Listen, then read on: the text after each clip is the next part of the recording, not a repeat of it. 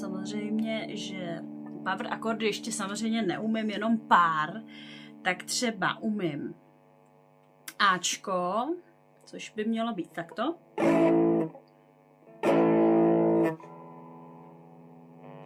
Nejprve dáte, jako kdybyste chtěli dát A-mol, ale vejš, takže Ečko, jako kdybyste chtěli zahrát Ečko.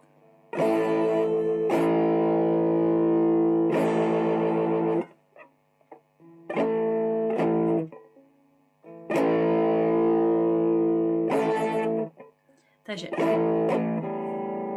učení akordů není nic složitýho. S trsátkem to zní samozřejmě líp.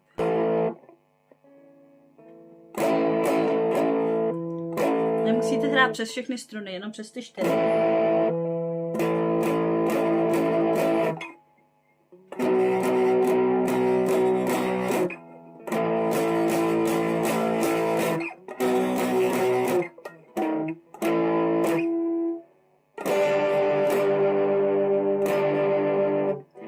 Dčko.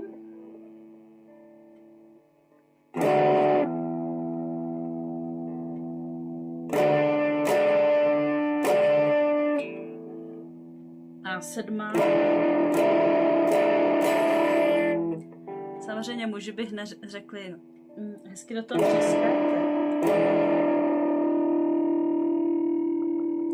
Tak, teď to byl trošku hardcore efekt, takže zase si zmáčknu E7.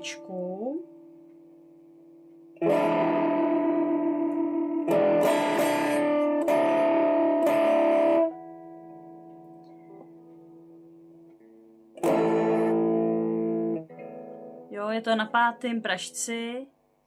Na 5. pražci, takže tohle je Ačko. A také to AM.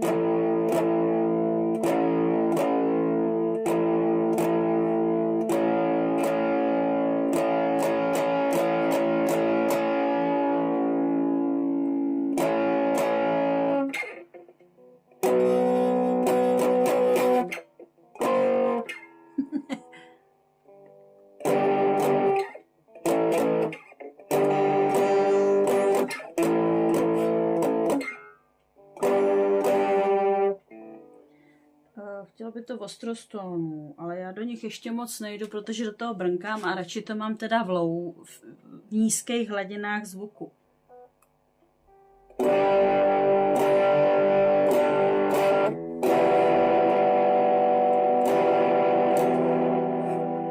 Možná tam přidat trošku tónu. Lehce.